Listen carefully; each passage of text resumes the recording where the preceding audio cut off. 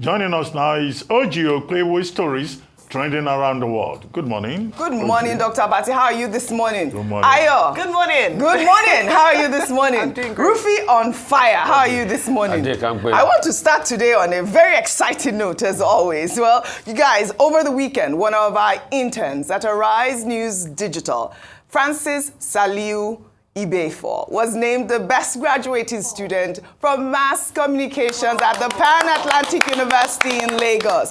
Francis graduated with first-class honors with a 4.79 GPA. She's just one of the many talents we have here at Arise News, and you can see some of her writing on our website, arise.tv. Wow. You know that we always win at Arise. I mean, if it's not, our producers, it's Dr. Ruben Abati Ayo, Rufy on fire, Femi. We're doing really well. Congratulations, Francis. Hey, thank you. But you have not been doing the implications. You know I'm always up to the task. Yeah, do it. Okay, do Friday. It. Hey! Charge you guys. Friday.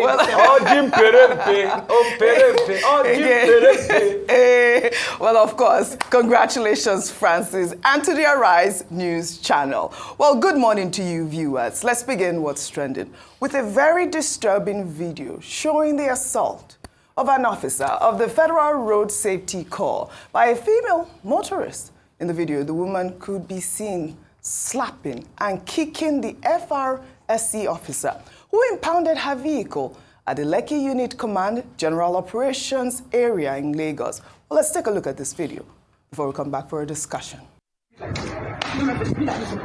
One.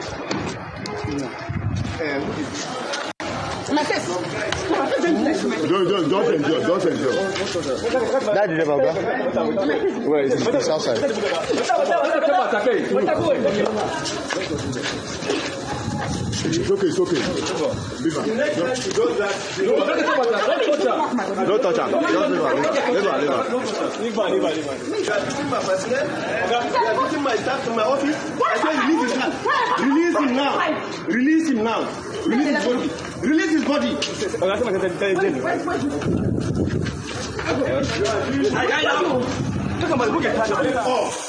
are fighting in the office. I said come. I mean, Rufy, carry this woman. Close your mouth, Ayo. You can close it now. You know what? An man will carry this woman put. Yes. House. I mean, the restraint, though, really. That officer needs to be this is sad. awarded. I'm not. No, this is sad. He needs to. Let me just say. Okay, go on. You're going to say I something. wanted to say that this lady was not even the person who erred. She was just, a passenger in the vehicle. And obviously, they said that the vehicle's inspection had expired since 2022. And they seized her car. I mean, what more did she want at the moment? I like this video because it brings balance. Yes. Usually we bring the other side. Yes. Yeah. Where it's the FRSC or VIO violating or assaulting a citizen or someone who is driving. But to see the other side is shameful. Mm-hmm. Who is this woman? I'm sure that, I hope he would file charges against her for assault. I think these are the kind of things, and this is where we now praise these men and women who have to face this kind of assault, especially from big men who are protected, slaps, assaults here and there. And so when we insult them, or when we let me not use the word insult, when we criticize them for being high-handed, let's also give them kudos for the kind of hardship they face on the roads and the kind of people they meet. Nigerians are angry. Nigerians are frustrated. Well, some Nigerians are angry and frustrated. And they pour out this frustration at any given chance that they have. There is no excuse whatsoever for that woman's behavior. None. I don't care if she was provoked, no matter what happened. And I don't know why the people were watching around her just kept and were just licking her hand. She was slapping and kicking. Who is she? I mean, really, this was such a sad incident. Dr. Abati, a quick second. This incident occurred on November 7 on the Lekki-Ekpe Expressway. As you said, the woman was a passenger in the vehicle. The driver did not drag anything. What was the issue? FRSC officials, having accosted the driver, discovered that the vehicle papers had expired in 2022. Yeah, that's what I said. And because of that, they wanted to impound the car. And this woman decided to jump into it. I don't understand. Some people have some kind of combative, aggressive, character. She had nothing to do with it. And she was the one fighting and all of that. But the issue is here. Number one, assaulting an officer in the course of his work or obstructing the course of justice is an offense. And appropriately, the Corps Marshal of the Federal Road Safety Commission, FRSC, has ordered that the Corps Commander in Lagos and the Route Commander should make sure that this woman is prosecuted. Yes. Mm-hmm. In fact, the police had to be called in to restrain her. Yeah. Only God knows where she found that kind of energy from, to be so aggressive. So that matter, I think it should be diligently, and it should be diligently prosecuted. And number two is that the Corps Marshal is asking for the cooperation of the public to enable FRSC to be able to do its job. As has been pointed out, this is what, uniformed officers usually face. People resisting arrest, people breaking the law. We live under an umbrella of gross lawlessness, both on the part of citizens and also on the part of some law enforcement officers. But we have to keep saying that the law must be respected. Otherwise, we'll be living in an Obesian state where people can just do what they like. But the difference between us and animals is that there is a regime of law that governs how people behave. But some Nigerians believe that they are above the law, no matter their level, because I don't know what gives this woman the confidence to think that she can take on men. It's good that we brought balance to this story, really, but there will be an investigation. It's not even a car. It wasn't her car. I don't know what the problem was. Well, she might also need some psychological evaluation because that's really what it seems to boil down to at this moment. So women, they beat her. You said that before. The officer did well, by not beating her, by not assaulting her. He deserves an award. Well, all right, we'll take another story now.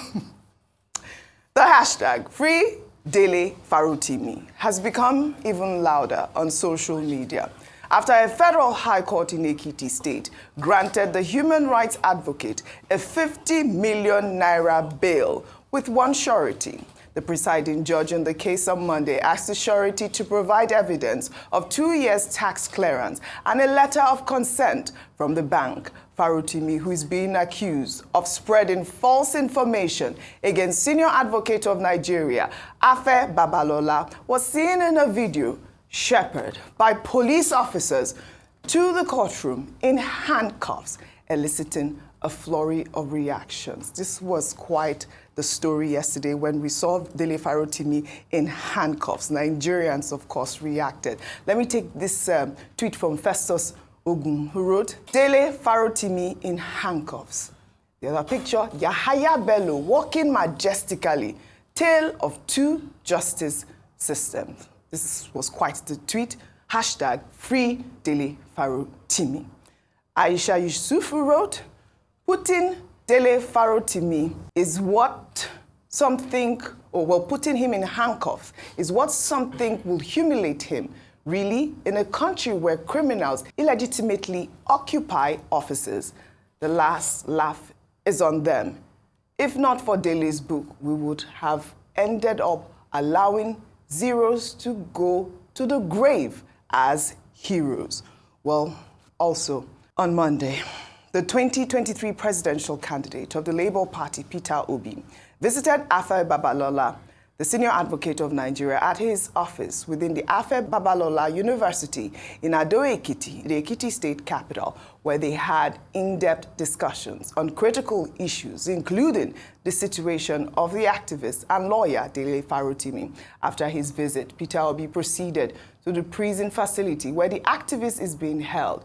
Well, during a private meeting, Peter Obi expressed solidarity and engaged in a candid exchange aimed at addressing the prevailing challenges he's facing. I mean, this visit, a lot of people had mixed reactions with, the photo of Peter Obi seeming to go to appeal to the senior advocate of Nigeria. Let me take Omoyele Showore's tweet. He wrote, I condemn those who went to beg Chief Afe Babalola today over the unjust detention and persecution of Dele Farotimi. The delegation led by Peter Obi did colossal injustice to the struggle to drain the swamp of judicial criminality in our country. Obi's action is like forcing Rosa Parks to return to the back of the bus of racial injustice during the civil rights era in the United States. The struggle continues. Hashtag free Dele Farotimi now. Your thoughts on Peter Obi's visit, Rufai? Okay. So I'm going to be using a lot of Yoruba analogies. There are some people that have talked about why did he go and beg Chief, Chief Afe Babalola and all of that. You know, the first angle to that is, who were those that were there? Did he beg? That's the first question. Where's the empirical evidence that he went there to beg Chief Afe Babalola? None. You know, I keep talking about evidence, and I keep talking about facts, because facts are sacred. I have also seen a write-up by a certain Dr. Mo that was part of that delegation that responded. I didn't talk anything about begging, but they said they had critical conversations. They had critical conversations. That's what I read on. The Yoruba analogy I wanted to pull was, this could also be a conversation around Agbejo and Ikondo Agba-Oshikane, because he met with the two parties, the two fighting in this matter. After he met with Chief Afebabalola, he met with Dele Farotimi. So he met with both parties. So the idea of beg, I don't know about that. Maybe if, you know, the people that claim that there was begging here and all of that can provide evidence. But as regards even the conversation about begging, and I keep asking the question that in society, how long are we going to beg our oppressors in this country? And I'm just talking in general terms as regards begging now. Yoruba, there's only Yoruba saying, oh, Ebelambe. How long are we going to keep begging people that oppress us, our political leaders that can't provide for us, that has cost us in this hardship? Because we live in a society where they say, oh, our political leaders are leaders in general. You have to be careful. They hold, after God is government, they hold the ace to our lives. But this ace to our life is only them and their families that it benefits. It doesn't benefit anybody. They are the ones that are getting richer. Their generation yet unborn are getting richer. So that's for me in the general terms as regards begging. But this conversation, I, in my own estimation, think to a large extent, it was right to go see both parties that were involved. Yes.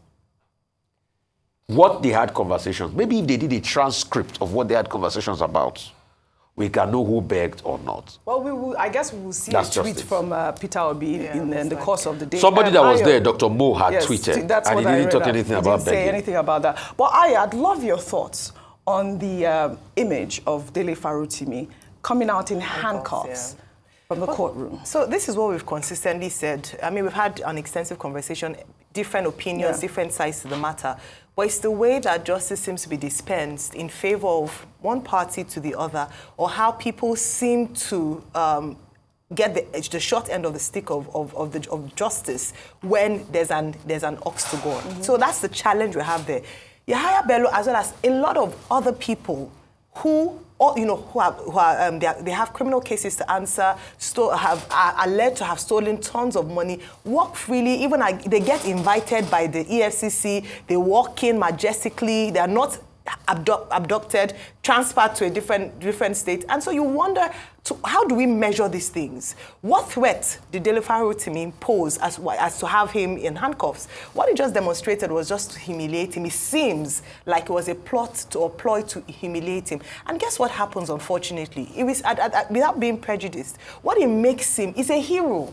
When you put people like this who are meant to face the law, you make them heroes. It's heroic for them. And so you only increase their supporters base, and the injustice that it seems like makes people more sympathetic to his case and more upset with the agitators. Right. And there was no justification. I don't see a reason why he had to be put in handcuffs, especially when we've seen a number of times people who have more significant charges against them not in handcuffs. Absolutely. I mean, I believe that today is International Human Rights Day, and it just comes at this time. I believe that we're hearing that Dele Farotimi has just arrived the Chief Magistrate Court for his hearing at this moment. But before I come to you talking about human rights, Dr. Abati, in the meantime, activist and lawyer Deji Adeyanju has claimed that the Imo State Police Command have refused to release his client Musician Speed Darlington, who was arrested in October over a petition of defamation written against him by Grammy Award-winning musician Burna Boy. Speed Darlington was rearrested in November for jumping bail, while in the post on X, Ado-Ekiti stated that the singer has not been released, nor has he been charged to court. Let me read Deji's tweet. He wrote, "The police have refused to release Speed Darlington or take him before a judge to face trial on the childish excuse that the last time they released him to me, he traveled to the United States. This narrative is false because we told them he was going to the US to return." I mean, Dr. Bati, we are seeing the same sort of case here, defamation, human rights violation, as it seems to be at this moment. Okay, let me start with the Speed Darlington case. What I suspect Deji Adeyaju is bringing up is the right of any accused person, whatever the offense may be, to fair hearing. Sections 35 and 36 of the 1999 Constitution, which says that your right to fair hearing includes your offense being explained to you in the language you understand, you being taken to court within 72 hours, you being allowed to have a lawyer of your own. If you cannot afford a lawyer will be provided for you. And then, of course, you'll be given the opportunity to defend yourself, 35, 36. Now, if we say that he has not been charged to court since the matter, was incidented, then, of course, that would be an abuse of his right, the accused person's right to fair hearing. There was also something in the narrative about jumping bail and all that. Well, persons who are on, a court bail, they are not supposed to jump bail. But you have to place that against the terms of the bill. The terms of the bill. What are the terms of the bill? Which Deji is claiming here that they told them. Even if the person needs to travel, it will have to be, you have to see the leave of court. Correct. Simple logic in that regard.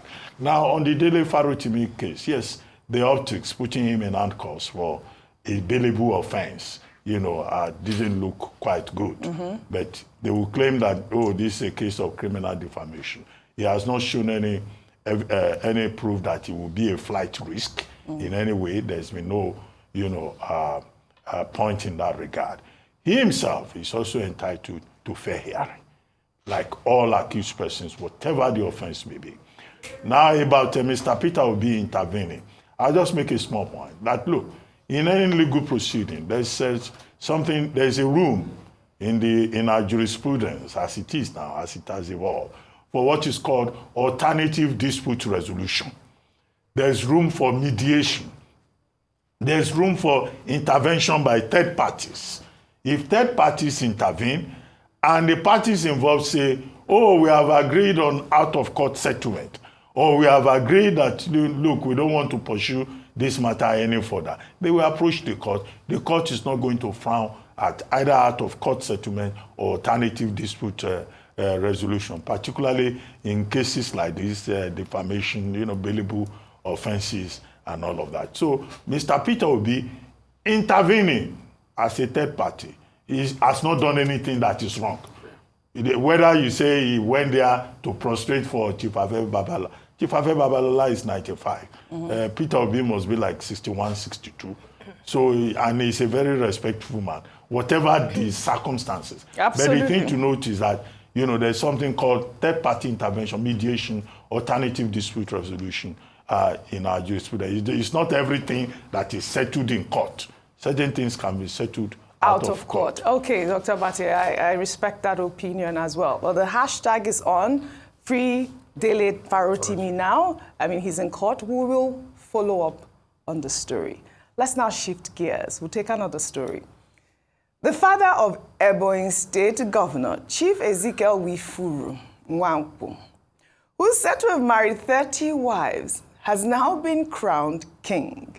Governor Wifuru presented a certificate and staff of office to his father on Monday, noting that it was done in line with the law establishing Ebonyi State local government and chieftaincy matters, Cap 146. The traditional ruler, who is a well-known farmer, is said to have fathered a total of 108 children from his 17 wives, including Governor Francis Wifuru, who is from his fourth wife, they say.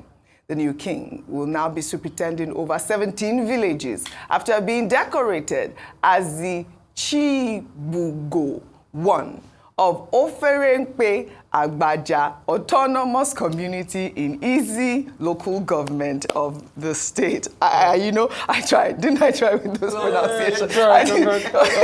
But Ebonyi State Governor has crowned his father king. Basically, that's what it appears to be at this moment. You are smiling too much, Doctor, but 108 children. Rufy.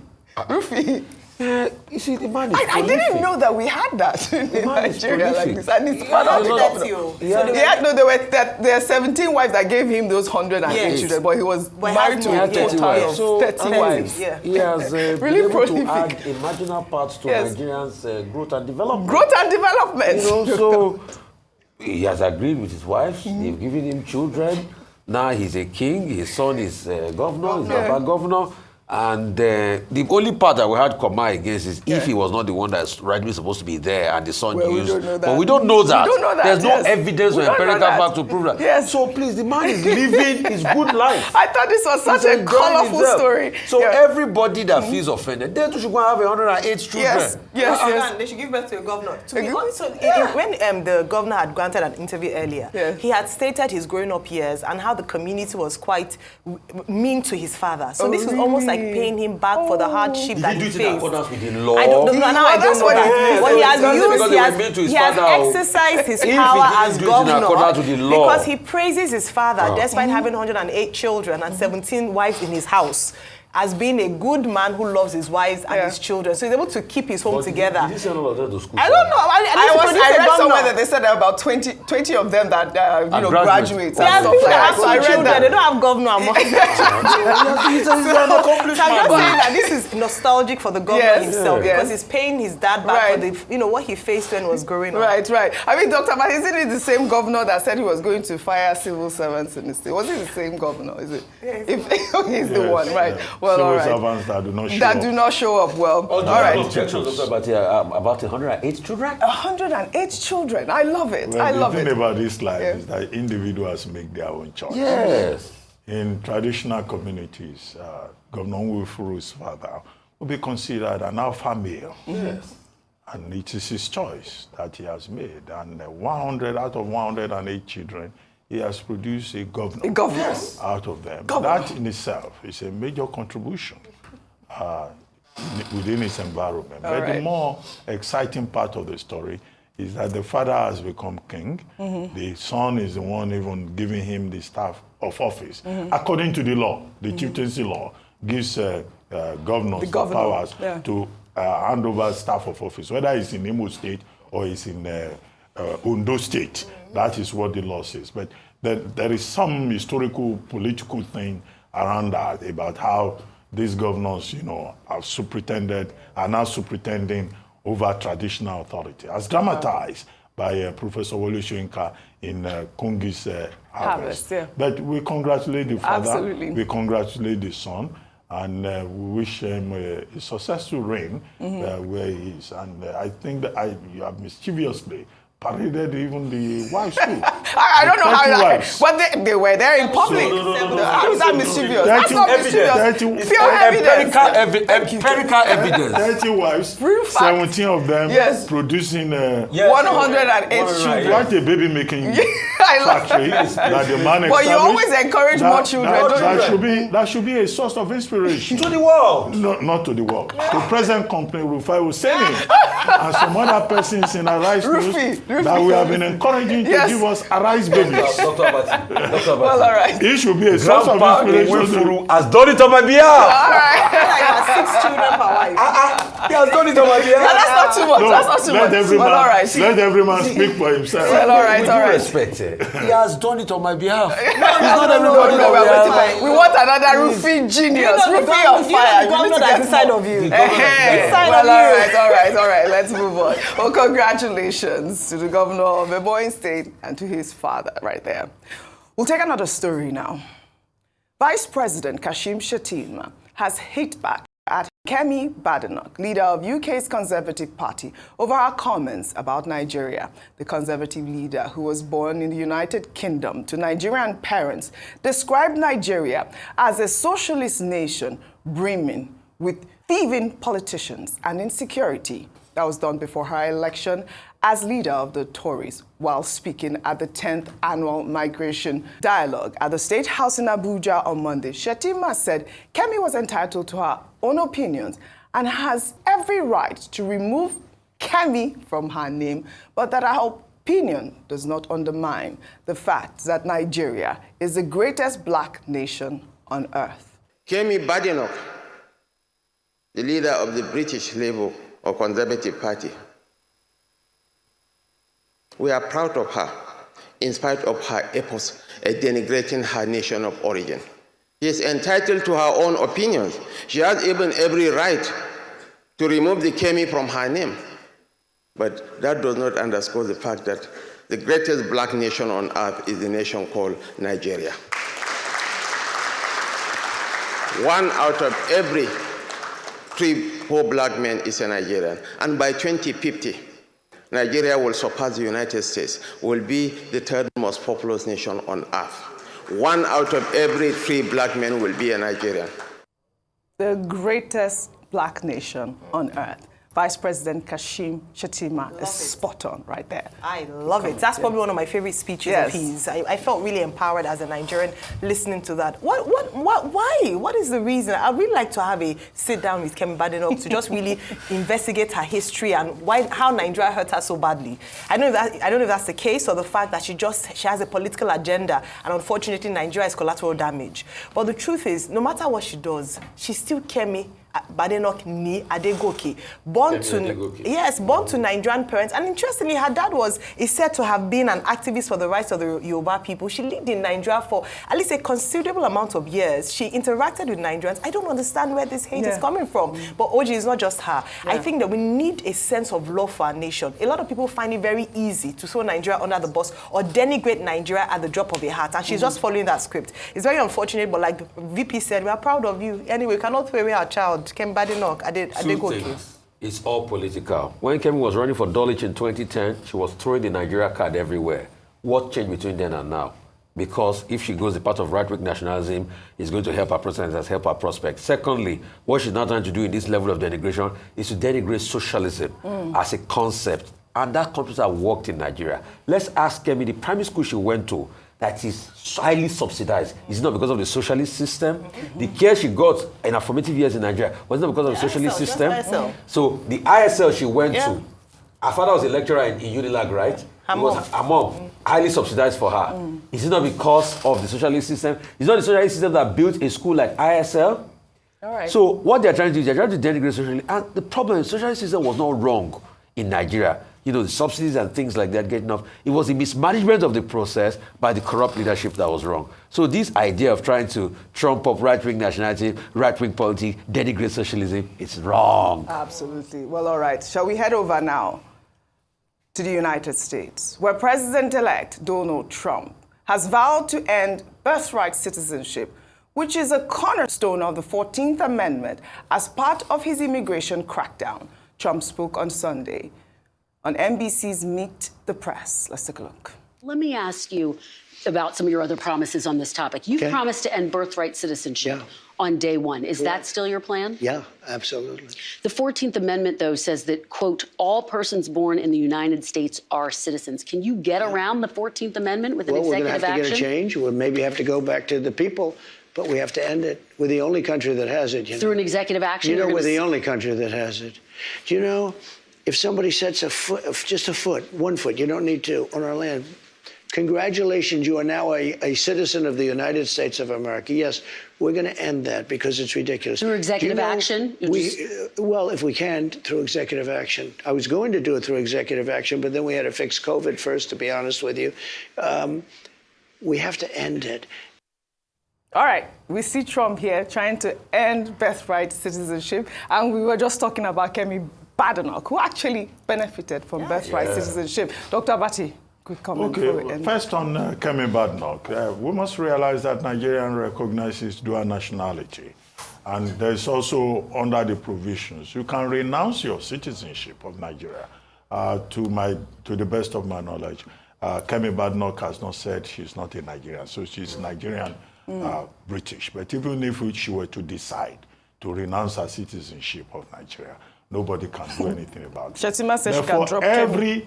For every Kemi Badenoch, there are thousands of others, Nigerians, who are doing well in Japan, who are doing well in the same UK, who are doing well in Canada, who are doing well, and projecting Nigeria, and are happy to identify with Nigeria. And we too are happy to identify with them. So she's just one out of so many who are proud to be great ambassadors of Nigeria. As for President Trump, he has said when he gets there by January 20, he's going to give a number of executive orders. But on citizenship, it's a constitutional thing. It is. By birth, citizenship by birth, Fourth Amendment.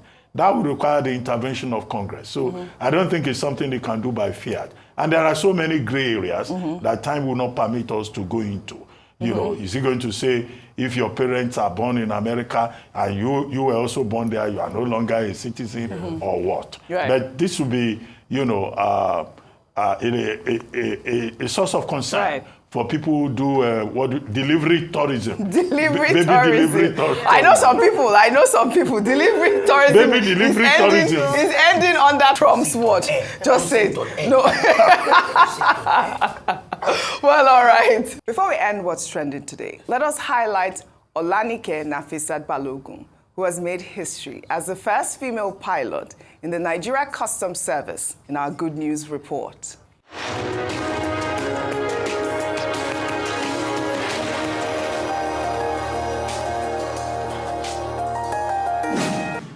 Olanike Balogun, who hails from Osun State, has achieved a groundbreaking milestone in the field of aviation within the Nigeria Customs Service by becoming the first female pilot in the organization. Balogun was born in Kaduna State. She began her career in the service in 2002 as a customs assistant. She previously worked as a cabin crew member in the air wing unit of the service. But her aspirations and resolve enabled her to become a licensed pilot with a sponsorship by the Nigeria Customs Service. Balogun acquired her pilot certificate from the Flying Academy in Miami, Florida. Balogun also has an advanced diploma in air ticketing and cabin service and a master's degree in public administration from the Ahmadu Bello University. Balogun has shared her journey of overcoming obstacles, emphasizing her choice of public service over more financially rewarding opportunities in the airline industry. Congratulations! First female pilot in the Nigerian Customs in Nigeria.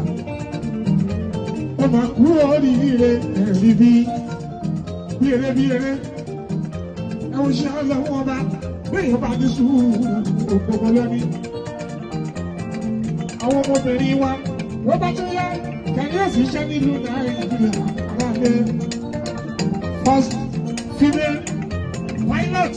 I mean, I just felt like it was such an important story to tell. And she's talked about women going for their goals, and she's done so well. She has made Nigeria proud and women in general proud. She is proudly Nigerian. She is proudly Nigerian. Yes, congratulations, Miss Balogun. Well, I'd like to thank you all for your great analysis, as always, on What's Trending. But that's all I have for you guys on What's Trending today. I'll see you all tomorrow.